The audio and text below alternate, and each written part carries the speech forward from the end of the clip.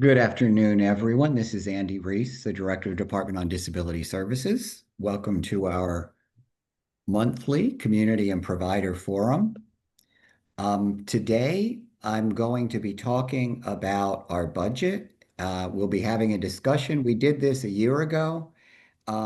Just as a sort of reminder for people, the budget cycle here in DC, the way things work. This meeting is being recorded. The way that things work is that we have in October, November, the agencies begin to develop their subsequent fiscal year budget. So we'll be working beginning this month and next month, on our fiscal year 27 budget, which starts October 1, 2026. We then we submit that budget to the mayor's office by the end of November. We work with the mayor's budget office then in December to talk through everything that we've included in our budget. The mayor then in January, February has community meetings where she hears from the community about their priorities regarding the budget. And then she sits down with her budget team to walk through what the community priorities are and what the agency's budgets include, and to identify what will be included in her submission to council, which is then submitted to council in about March.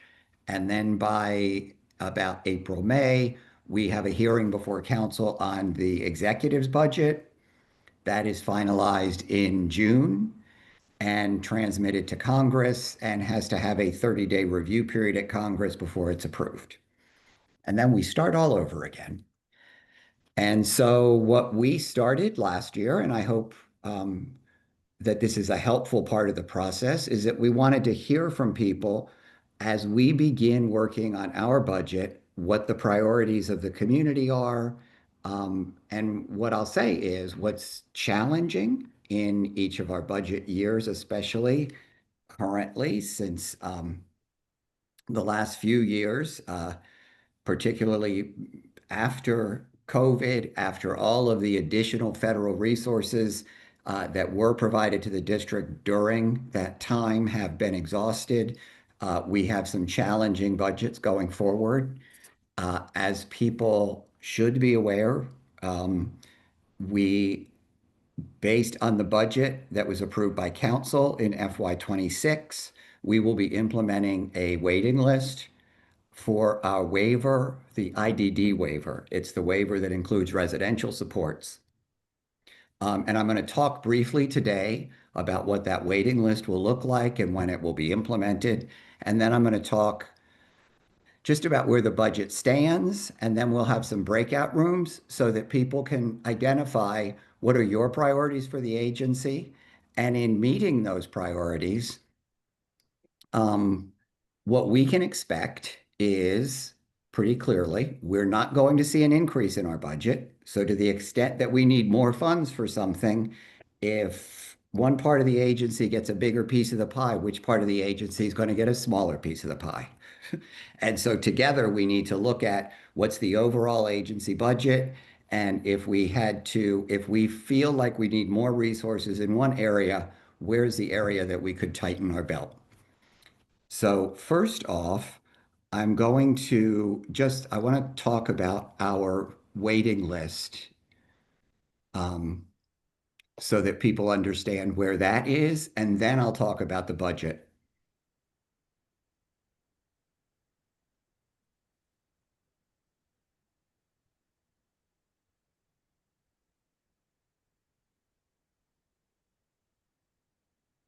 Oh, I should have. Let me do this again. Um, oh, okay.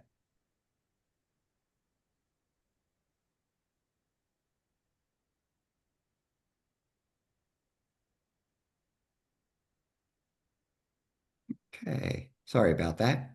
It's not letting me change slides to go back to the beginning. Rather than start with your questions, I'll start with providing information, and then we'll get questions based on that.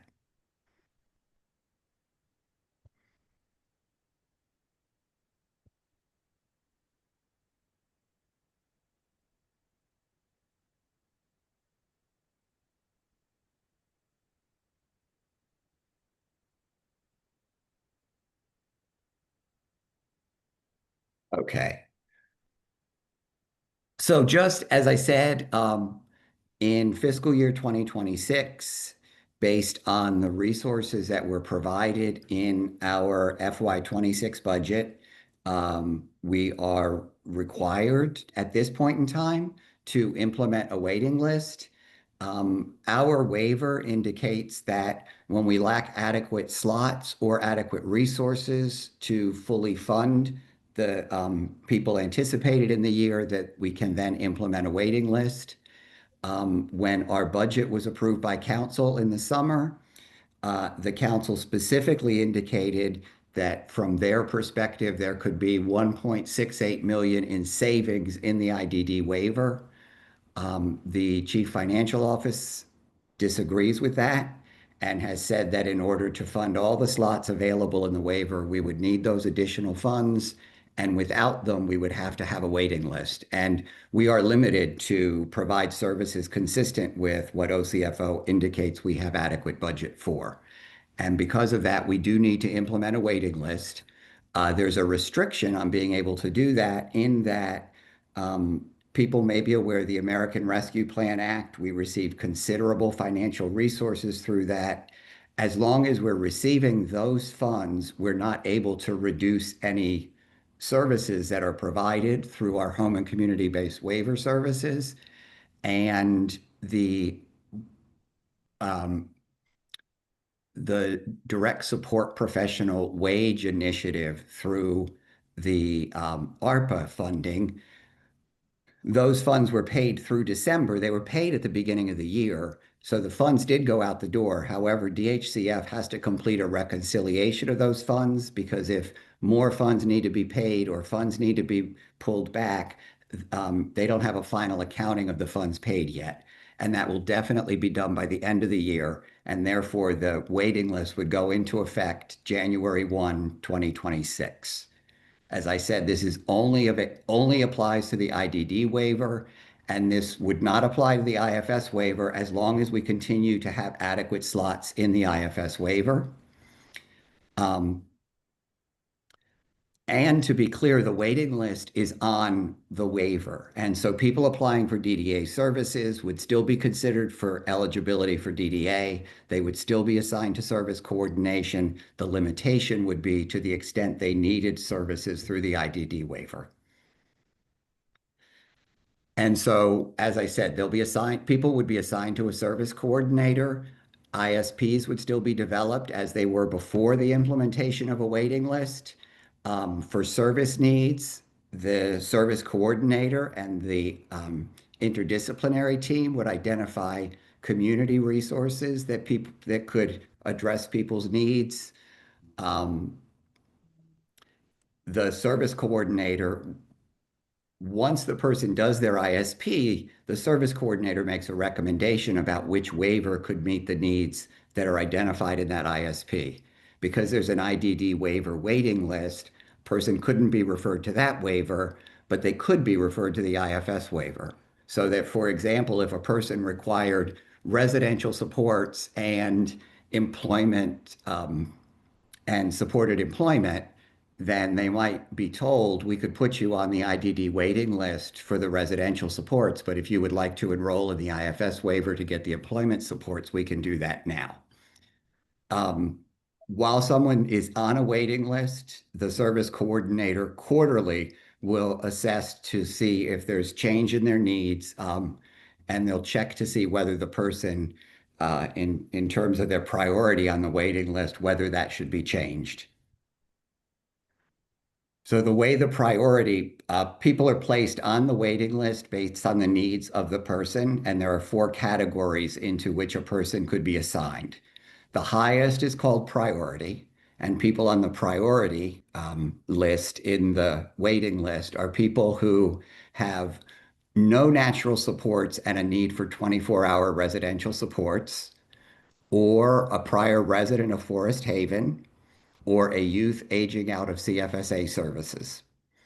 We also, within our waiver, have reserved slots for youth aging out of CFSA services so that they could go in without being on the waiting list.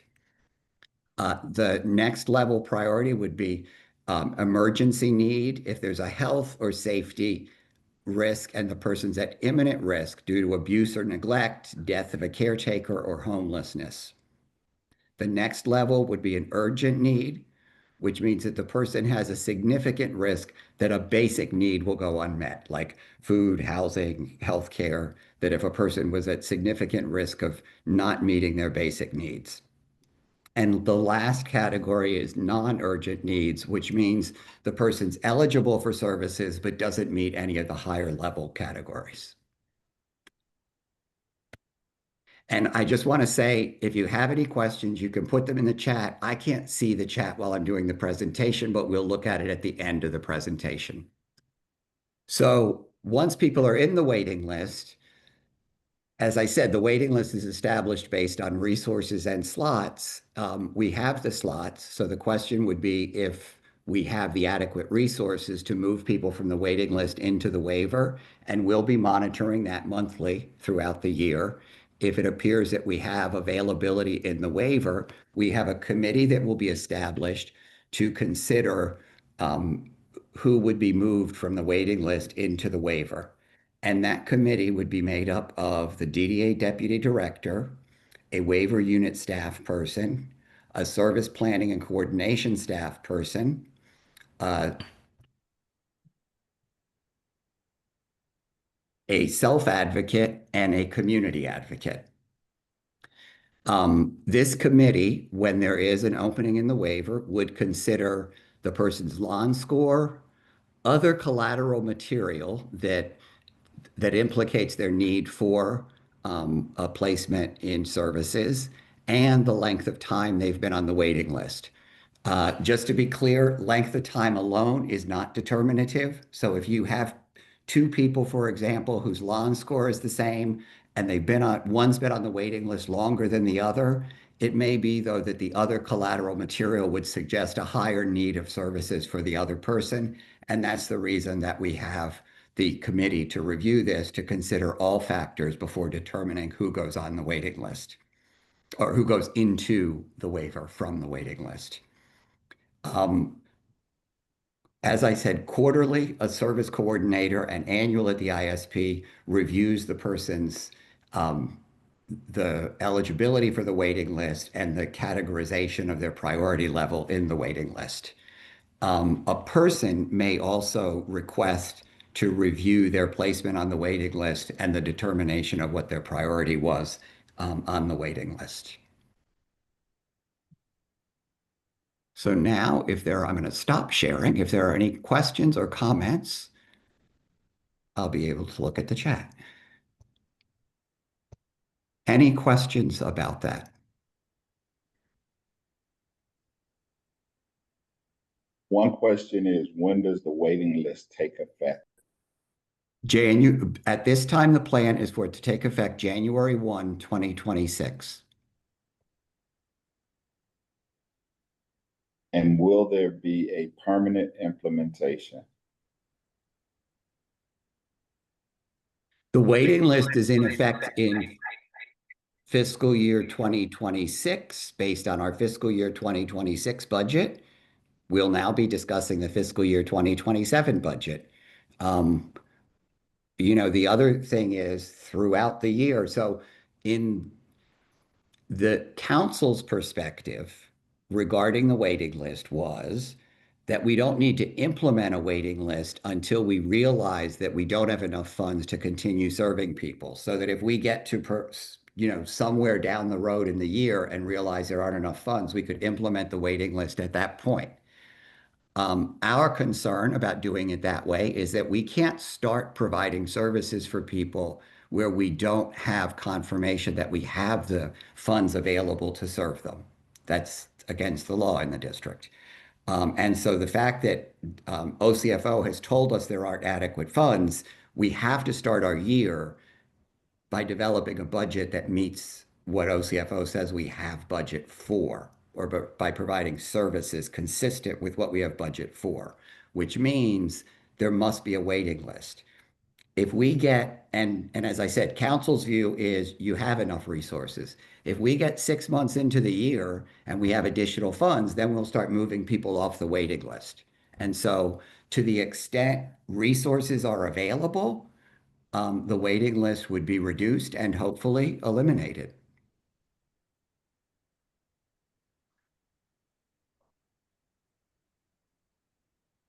Says, so will people who are awaiting services in 2025 be automatically placed on the waiting list for 2026? So I don't know what awaiting services means. If a person is in the waiver, then they're not. So if a person is not yet in the waiver on January 1, 2026, and they require services through the IDD waiver, then they would be placed on the waiting list.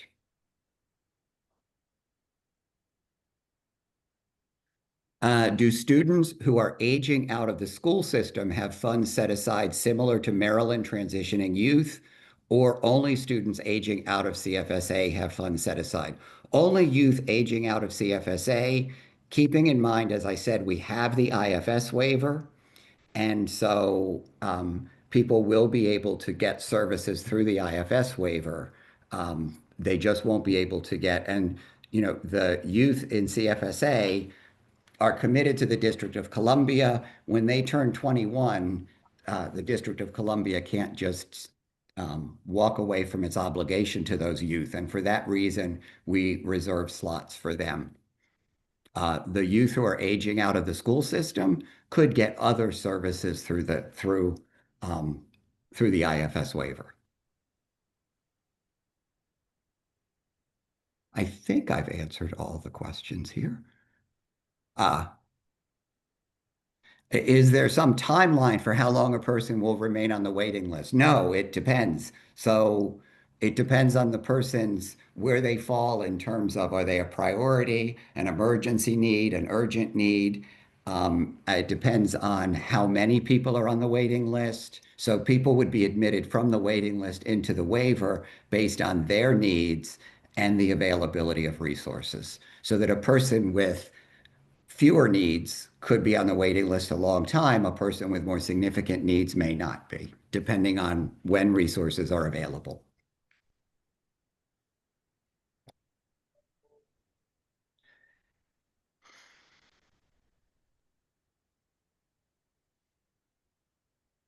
Okay, that seems to be it. I will now, in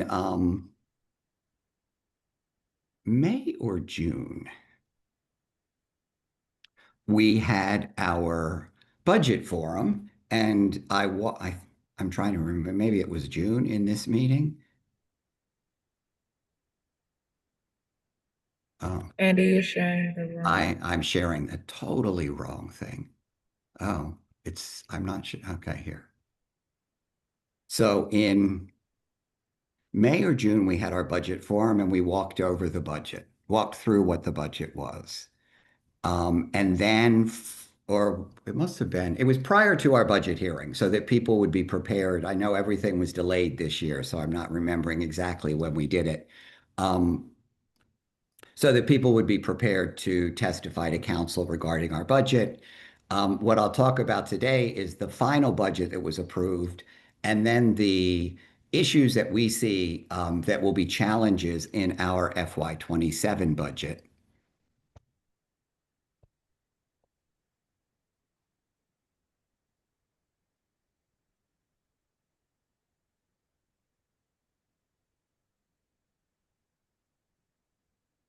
So I'm going to walk through an overview of our 26 budget, then look at the budget challenges in FY27.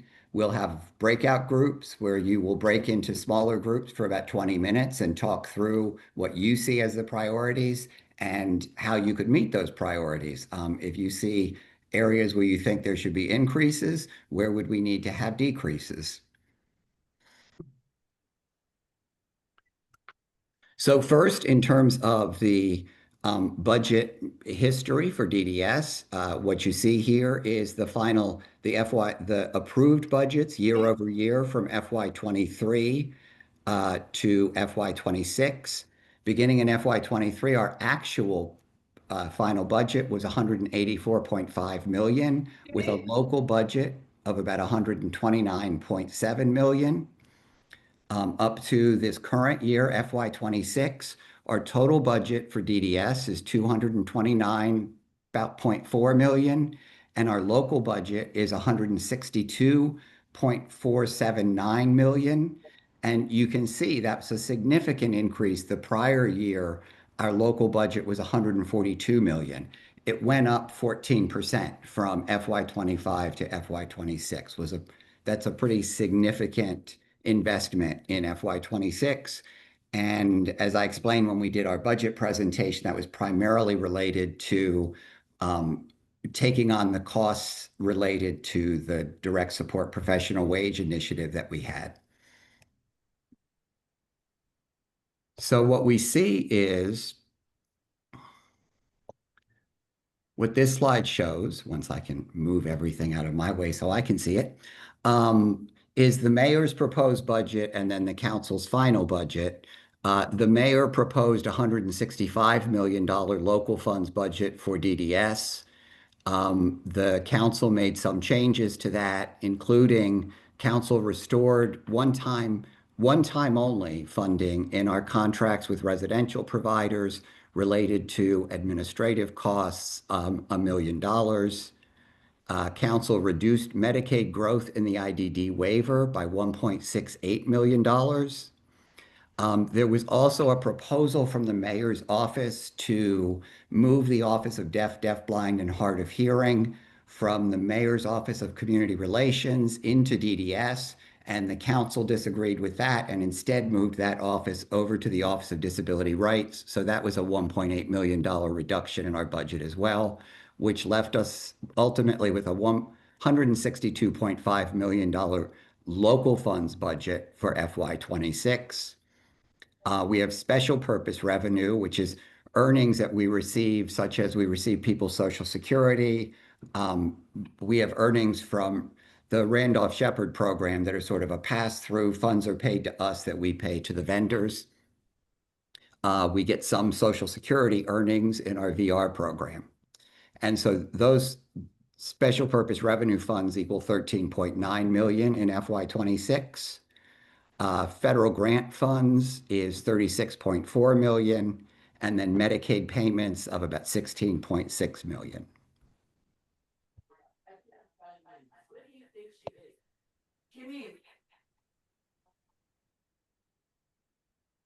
So if you look at our FY26 budget, as I said, our local funds from 25 to 26 went up just under $20 million from 142.5 to 162.5 million. Our special purpose revenue, this is going to be a challenge actually, was increased from 10.3 million to 13.9 million. And this is a one-year increase, and our concern is that this doesn't reflect ongoing collections of special purpose revenue. And so in FY27, that might actually create some spending pressure because we don't expect that we will see collections at that same level. Our federal grant funds remain fairly flat, 36.9 to 36.3 million. Federal Medicaid payments also fairly flat, 16.7 to 16.5. And the one thing that was eliminated from our budget, we were receiving through the mayor's office some ARPA funds, $99,000, and it was related to our telehealth initiative. We also received other funds in the HCBS ARPA initiative to support our telehealth initiative. And within the agency, the way that this budget then is divvied up is within DDA, the FY26 approved budget is about 170.1 million, which reflects a $21 million increase, which, as I said, is it's related to the DSP wage initiative. The cost of that was about 11.5 million. And then the waiver growth, which was 8.5 million, although it was subsequently reduced some by council. The agency's estimate was that it would be 8.5. The council's estimate was that it should be lower. RSA shows an increase of 1.6 million, but I'm going to talk about that later. The Disability Determination Division shows a slight decrease. The Disability Determination Division, as people know, is the division that does the medical determination of eligibility for SSI and SSDI. That's fully federally funded. Generally speaking, to the extent we require more funds during the year, we get them. One of the big challenges in that division is in order to hire staff, we have to get permission from SSA, and we have significant vacancies there right now and a hiring freeze on from the federal government.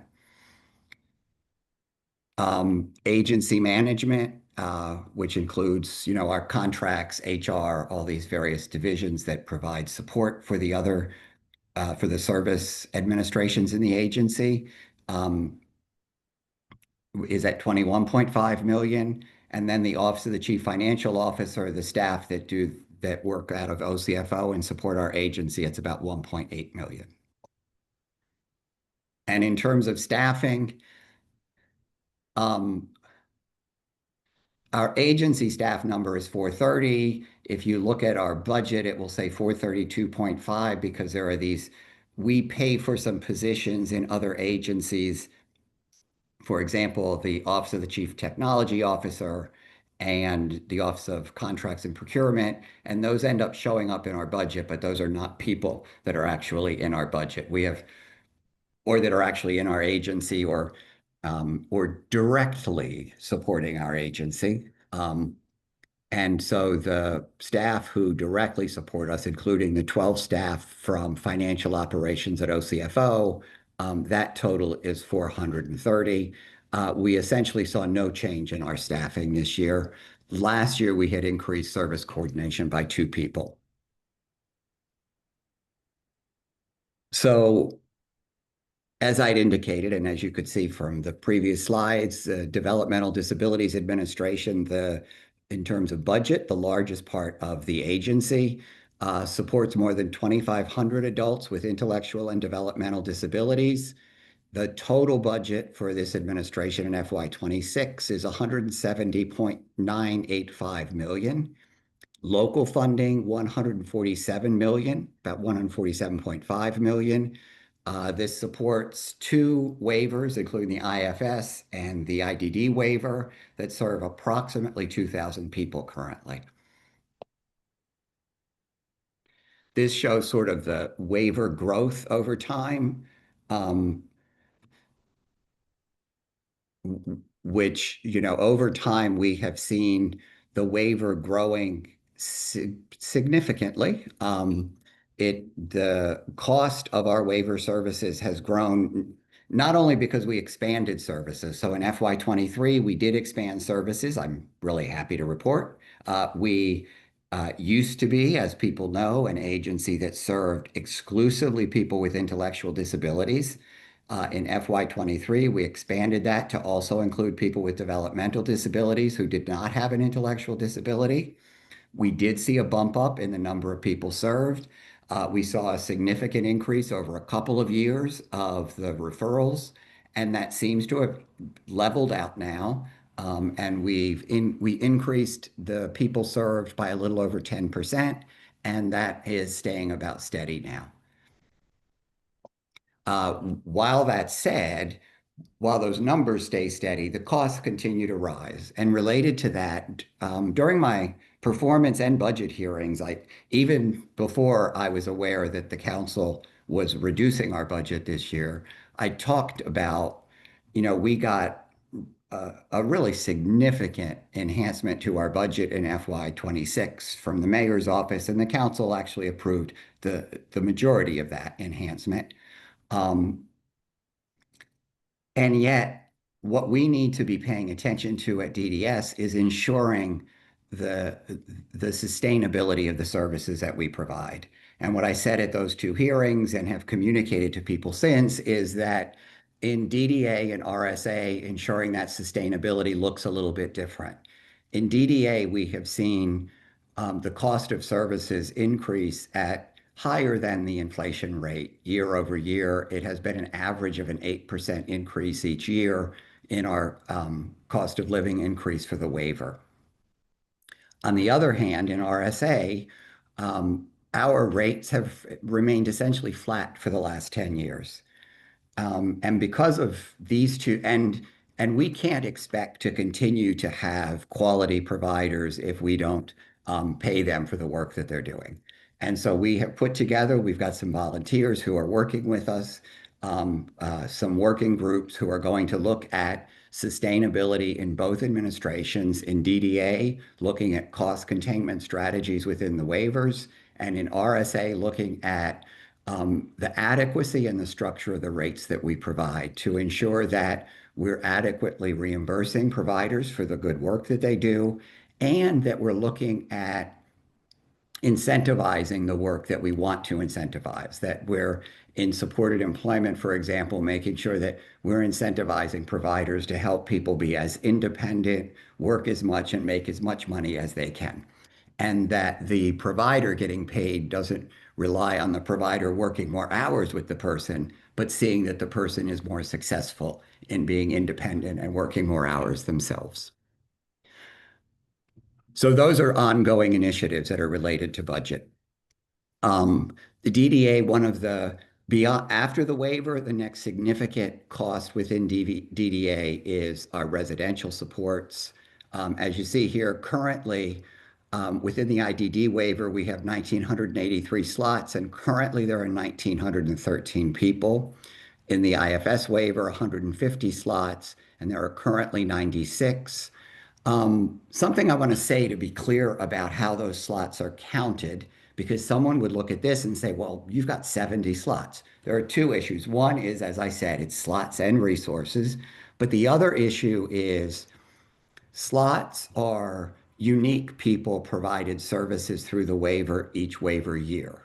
So that, for example, while it may look here like we were last year we were at 1963. And utilized, it was by the end of the year about 1913. But the way that you count is if someone was in the waiver at the beginning of the year, they count as being in the waiver.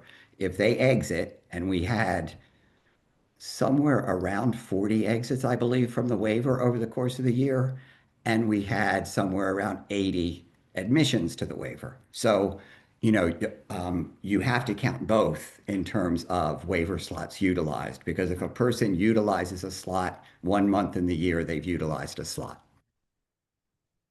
The residential slots, we provide residential supports for just north of 900 people in supported living and just under about, the last I looked, it was 79, but just under 100 people in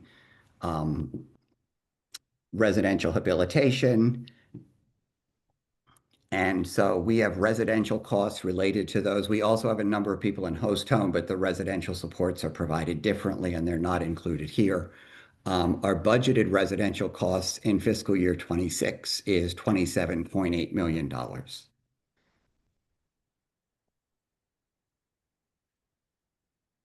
So what you see is the DDA local funds budget.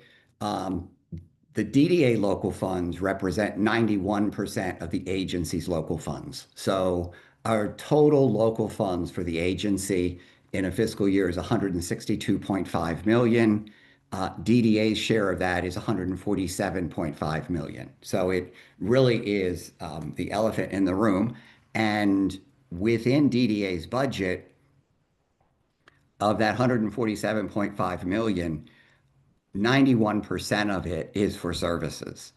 And so when we're looking, for example, at making reductions to our budget, we can't reduce current waiver or residential supports. Technically, we could reduce residential supports, but that would mean telling a person, we're no longer going to support you in residential. We're no longer going to pay for residential supports for you, and you'll have to figure out how you can make that work on your own. But once you have someone in the waiver, you are obligated to continue supporting them in the waiver. So anyone who is currently receiving Medicaid waiver services continues to receive Medicaid waiver services. And so when we're called on by the mayor's office to look at where are areas that you could reduce, that's very small areas of our agency budget. When you consider that 91% of DDA's budget is for direct services and 91% of the agency's budget is DDA, you're really talking about a very small portion of the budget from which we could actually look at discretionary spending that might be able to be reduced. So in terms of DDA contracts, I will say in FY26, we did reduce at least one contract. Unfortunately, we had a presentation recently on our National Core Indicators initiative. And the last couple of years, we've had really good results from that, given Quality Trust and Promesa have worked together to do that for the agency. And they have been able to get enough that we have valid results and that we can look at outcomes. Unfortunately, we had to identify reductions in contracts this year. And so that was one contract that we did not exercise the option going into fiscal year 26. And the agency on its own is taking up the work of doing the NCI initiative. Some services that continue to be in place. One is we have a number of people. It does keep going down a bit. I'm thinking at this point that this just reflects 4 people. Someone can correct me if I'm wrong, but I think this number reflects 4 people. We have sort of legacy placements where people were placed quite some time ago into placements that were not Medicaid reimbursable. They were out-of-state placements. We used to have a much higher number of people. We do every year at an ISP meeting explore the possibility that the person may wish to return to the district. The service system in the district is in a much different place than it was when these people were placed out of state. And we could easily be able to support them here. But in many instances, it's people, I mean, the people we're talking about now have lived decades in a placement out of state. And so it would be tremendously disruptive in their lives. But this does come with a fairly high dollar figure for the district. We do provider certification review, which we have a contract with an outside agency, and that's within our Medicaid waiver. We're required to have annual certification of the quality of the services provided by the waiver providers, and that cost at this time is $1.7 million. We still have our mortality reviews, which every death within DDA is reviewed by an outside contractor to look at not just the circumstance of that individual, but the whole system and whether the death was expected and preventable, and whether there are systemic issues that need to be addressed, not just related to the death, but as they review all of the circumstances in the person's life.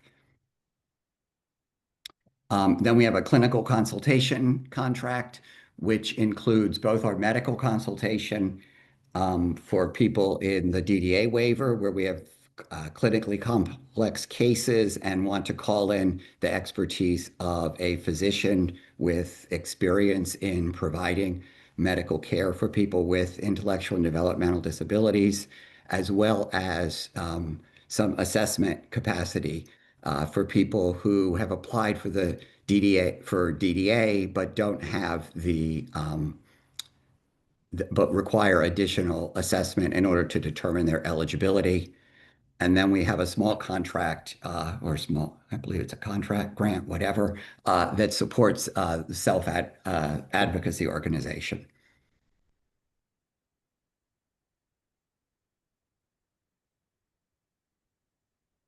So in terms of funding residential supports, I had said it's 27 million. Oh,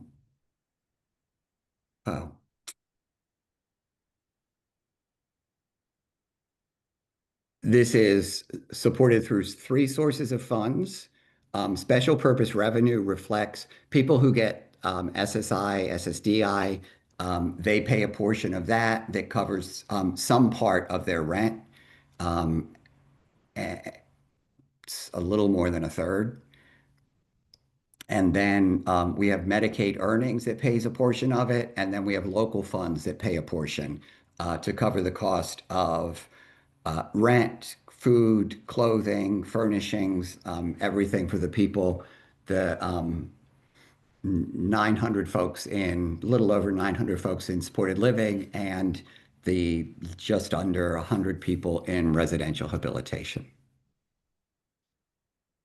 And within the supported living placements, we show this breakdown. It kind of shows how those funds are broken up.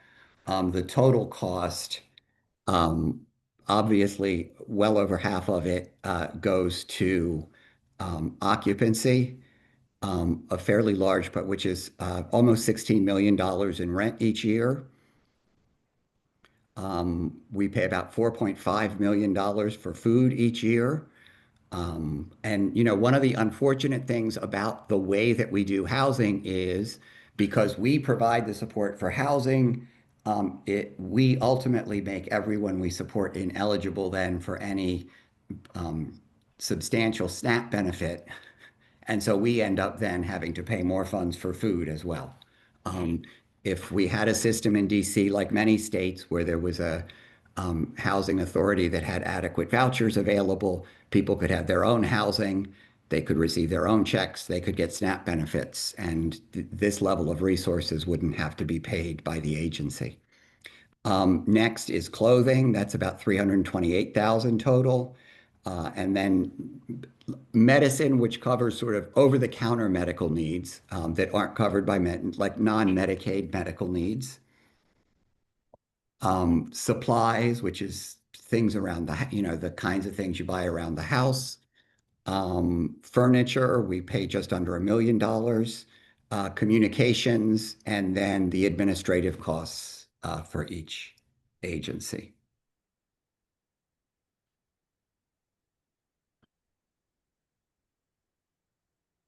And this is how that works out per person, which is essentially the rent is variable depending on the individual's rent and their needs and how many people they live with, et cetera. Food, which is $4,700 per year. Clothing is $336 per year. Medicine and like non-Medicaid medical costs is $500 a year. Supplies for around the house, $500 a year. Furniture is up to $1,000 a year. It has to be pre-approved. We used to just pay $1,000 every year, which is, I think most people would agree, more than one individual needs every single year for new furniture. Communications is $1,800, but that's for the household. And then the administrative fee is variable. It's negotiated between OCP and each agency.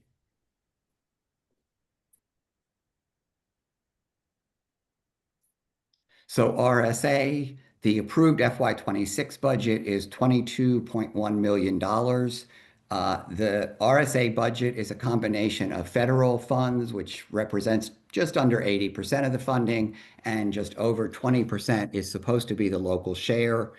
There is also a required maintenance of effort, which is that each year we have to spend the same amount that we spent 2 years prior. DC,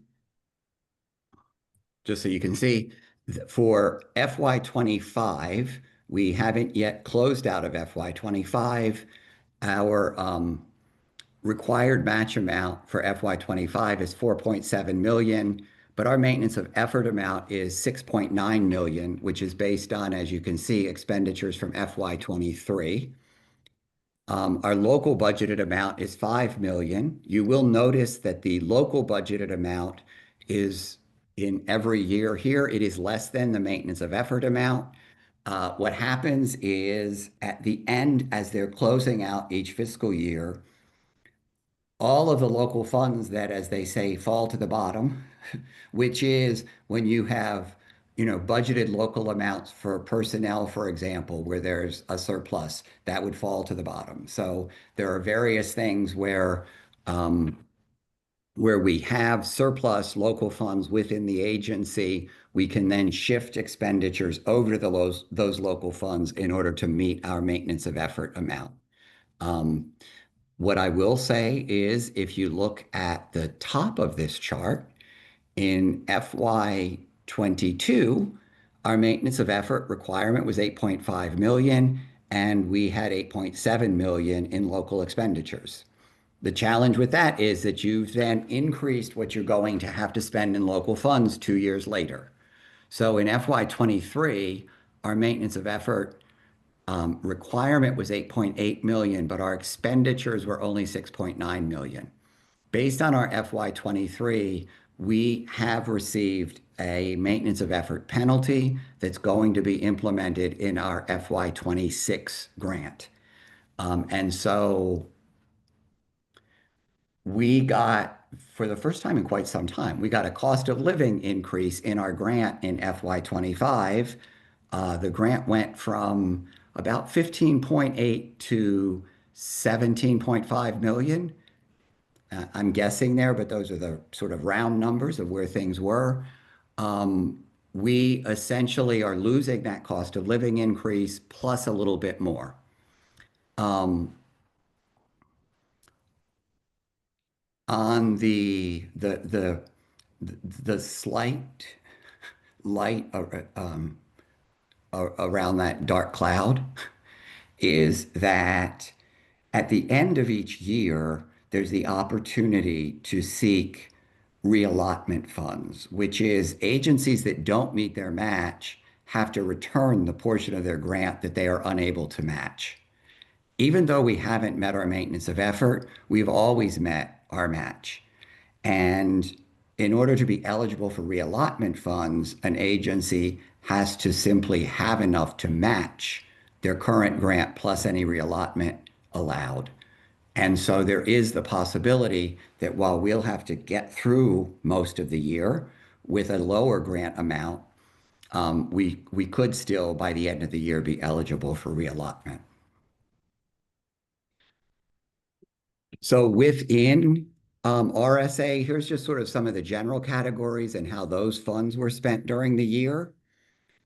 We saw a significant decrease this year in expenditures for assessment, and part of that was paying more attention when people came through the door to determining eligibility based on assessments that people had or could obtain based on current treatment they were receiving, rather than when a person applied, sending them out to get an independent assessment ourselves. The regulations actually require that we should first rely on existing assessments the person has. So while that's a decrease, I'm hopeful that that's a positive indication. Post-secondary education remains fairly flat, about 1.2 million each year. Vocational training, 100,000, went down to 88,000. Job readiness training, I see some reduction, but I'm not really sure what that's related to, quite honestly. Pre-ETS, we went from 1.8 million to 1.6 million, but we also comfortably have met our pre-ETS. That's contracted services. In addition to that, we also have staff that directly provide pre-employment transition services. We have to meet 15% of our grant funds have to go toward pre-employment transition services, and we have more than met that each year. Job search and placement, we spent about $500,000. Supported employment job coaching, about 200,000. Rehab technology, a little over 50,000, and then maintenance and transportation, about 40,000 each year. The Disability Determination Division, as I said, it's 100% federally funded. The most significant issue over there is that we currently have 24 vacancies. There has been a hiring freeze in place since for quite some time. I mean, this is not something that was that was put in place by the current administration. It was in place previously. I will just say that the staff that we have at DDD have been making a yeoman's effort to ensure that they are completing eligibilities timely and ensuring that people who need SSI or SSDI, that they are doing the medical determination as quickly as possible. They're continuing to perform at a stellar level, given the fact that we have so many vacancies in that division. So our challenges in FY27. First and foremost, so we did get a significant enhancement in FY26 to implement the DSP wage. However, ARPA funds had covered calendar year 25 of the DSP wage, and the final quarter of calendar year 25 is the first quarter of fiscal year 26. And so we only received 3/4 of the funds needed in our continuing budget to cover the cost of the DSP Wage Act. And it's going to require an additional $4 million in order to fully cover the DSP wage. As I said, there was a reduction in the budget. So we have a waiting list currently, and we would need the 1.7 million restored. Plus, if the waiting list were to be eliminated, this is a very rough estimate. It's early in the year, but I was just saying about $7 million for Medicaid growth over the year. It's a little bit lower in part because while the mayor's budget in FY26 did implement the DSP Wage Act, in the continuing budget, it did not provide the funds needed to continue to maintain the DSP wage, average wage at 117.6% of the living wage. So when in FY25, when the minimum wage went to $17.95, the DSP wage went to $21.11. And in doing the continuing budget and the projection of those costs, the projection was that there wouldn't be waiver rate increases with each of the minimum wage and living wage increases because we're already above that. And so we will not continue to be at 117.6% of the living wage. And so there won't be those cost of living increases in the waiver. And so that's why I estimated 7 million, but I will say I put that in as kind of a placeholder. I haven't done any, neither my staff, I haven't spoken with DHCF, that was purely a guess. Keeping in mind there is an MOE penalty for RSA of 2.6 million in FY26. Most of that is covered just by the fact that we got a bump in our VR grant last year, and we'll be giving that bump up, and then we'll have to make up some additional funds. The thing to keep in mind is for FY27, we have to meet our pre-ETS requirement, which is that 15% of our VR grant has to go toward pre-employment transition services. We have a match requirement, which is that the total funds spent on VR have to be about 80% federal grant funds and 20% local funds. It's not 20% of the grant, it's 20% of the total, which is the grant plus the local. And then our maintenance of effort requirement is about 7 million in FY27. Plus, we expect there'll be some fixed cost increases related to personnel and other expenditures of about $1 million. Now, the challenge we have is that, as I said, FY27, even more challenging than FY26. For every one of these increases on this list, we are going to be asked by the mayor's office, how are you going to pay for that? We do each year usually get the opportunity to seek an enhancement. But given how tight things are, my expectation is that this year, any enhancement request that was made would be that would include the expectation that we've identified. For example, we want to grow in this area, and therefore we're going to eliminate this program over here in order to facilitate that growth over there. As you can see from everything I've presented, I think that's a really difficult task this year. It's a difficult task every year. And one that this is why we've called all of you together so that together we can talk about what do you see as the priorities as we move forward?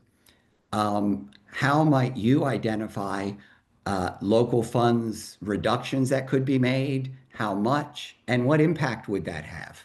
How would you get to making these necessary increases that we have? If we're increasing there, where is the area in our budget that we could find for belt tightening? We have a number of it also identifies here enhancement. So as I said, things are going to be really tight next year, but I don't want to discourage anyone who wants to say, this would be a great new initiative. I will just say, if you identify some great new initiative, scour through the budget and say, and you know what? I think you could stop doing this if you start doing that. Because I don't see that in FY27 there are going to be additional funds for enhancements for budgets. But if people have, as I say, creative ideas for new initiatives that we could undertake or areas that need to be strengthened, please identify them and we can try and figure out how we pay for it. And so people will break into small groups for 15 minutes and have this discussion, and then we'll come back and have a little bit of time for people to share.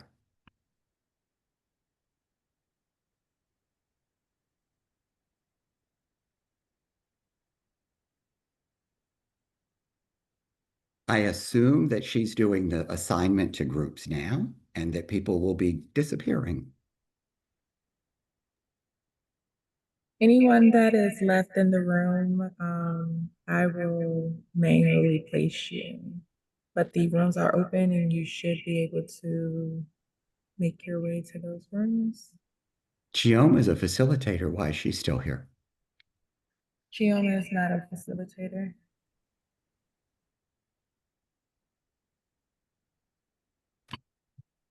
She was in our meeting yesterday. She was.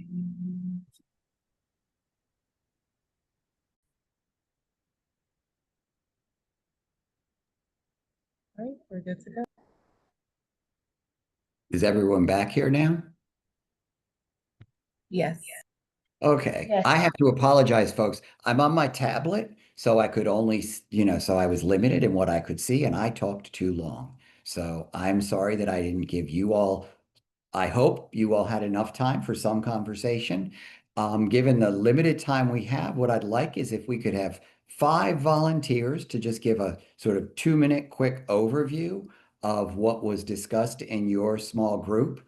I will also say, usually I'm very strict about ensuring that I end right at 1:30. We have interpreters here. We can't continue beyond the interpreter's time. However, I know from people breaking into groups that there's no one in this room who's utilizing the interpreters. And therefore, if we run over a little bit, we will be fine. So who wants to volunteer I'm gonna first? step out there, Andy. Thank you. Hello, DJ, Diane Jackson, Supervisor of the Quality Resource Unit. I had a really great group. I'm just gonna give 2, but I have like 4 items.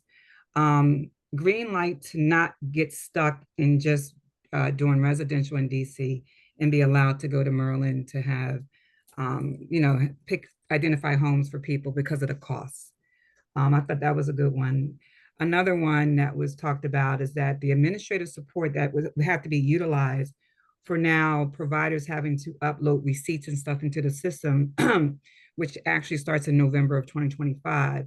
The administrative cost to have this done, like for providers, is very high, and it does not, tie to the outcome and connect it to a cost. That's a cost that providers have to do. I thought that was a good one. So I'm just giving two, but very fruitful conversation. I'll provide that information to you, Andy, later. Thank you. Next volunteer. That was a can go- very good example of concise, right to the point. I can go So- next, Andy. Oh, okay. I'll go after Pam, Andy. Then you can So- count. I'll cover two out of the four. One was increased usage of assistive technology to reduce staffing and nursing supports in residential settings, to support people to get out and live as independently as possible. So that was a very good suggestion. I did have a very interesting conversation about a tiered approach to ranking providers of services, and basically looking at feedback, whether or not the services met the expectation of the person and help them achieve their outcomes. If not, that was not a service that we needed to move forward with for that person. So it was eliminating services based on that tiered approach and the performance of the provider. I thought it was pretty interesting. Can I have room for one more? Quickly. All right, so it was contribution to cost. Providers that struggle with collection of contribution to residential supports for employed persons, or they refuse to furnish pay stubs.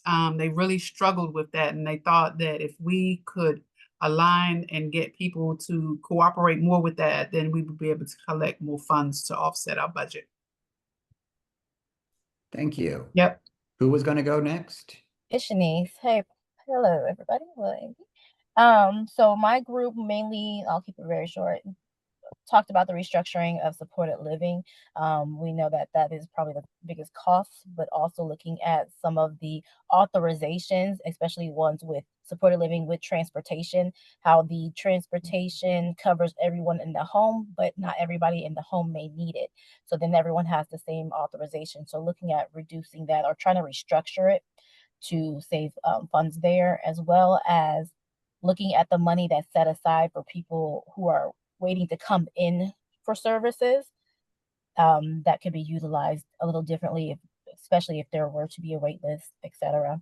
And then also, I think Pam touched a little bit on it regarding looking at remote supports in the supported living services for people that could utilize it. It's a little less cost efficient versus what is going on in one-to-ones and in person.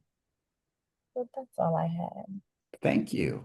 I have two that we want to mention, and that is using natural supports. The actual service that was mentioned was supported employment. However, the focus could be to increase the use of natural supports where there are currently paid supports.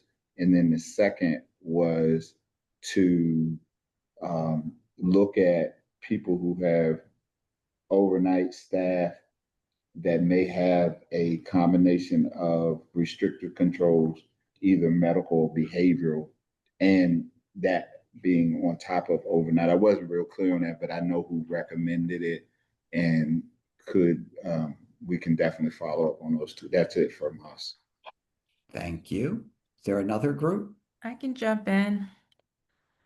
All right, group number 5. So one of the recommendations was to re-implement the shared living.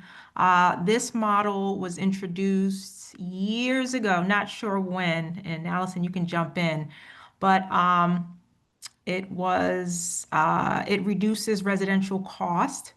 And so if a person wanted to live with a friend or I don't know, colleague, we would support with some cost to live with, the person they choose to live with.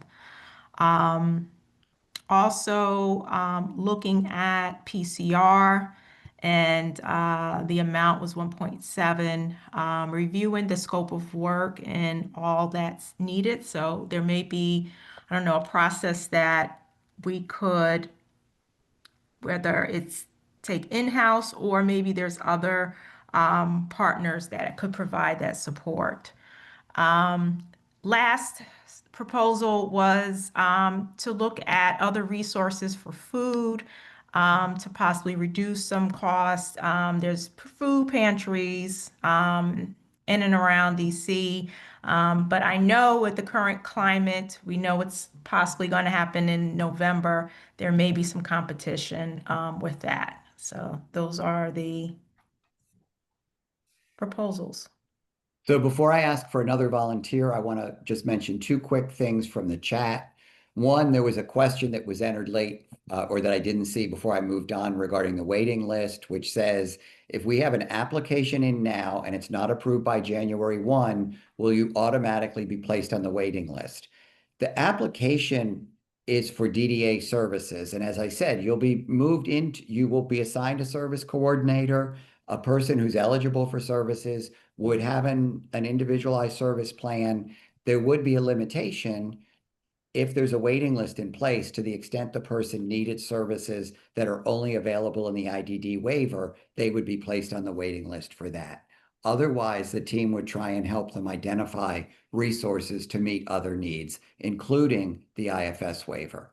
I also have a request here. Please share with families that there's a future planning open house Thursday, November 6th between 2 and 7 p.m., where families can meet with a future planning navigator to start thinking about supporting family members with disabilities and older adults throughout the lifespan. There's a link so you can register. And if you recall, we had a previous presentation about the future planning, and this sounds like a really wonderful opportunity for people who are caring for a loved one with disabilities in their home. It is now 1:30 and we're losing our interpreters. If people have any final remarks they'd like to make, we will be collecting all the comments. I want to thank everyone for providing good input, for providing, it sounds like, very thoughtful input. And we'll be reaching back out perhaps. Some of these ideas sound like really good things to forward on to the PCO sustainability work group that's looking at the waiver. To talk about like shared living. We had it in the waiver before. How was the decision made to take it back out of the waiver? So thank you very much for these suggestions. And I look forward to so November, December, we always combine meetings because, as people may know, the fourth Friday of November comes right after Thanksgiving. Fourth Friday of December falls also very close to holidays. And so we have one meeting between those two, and that one is going to be on December the 12th at 12 o'clock. And you will be getting an invite and a notice about that soon. So thank you very much, everyone, and have a wonderful weekend. Thank you. Have a good weekend. Thank you. Take care.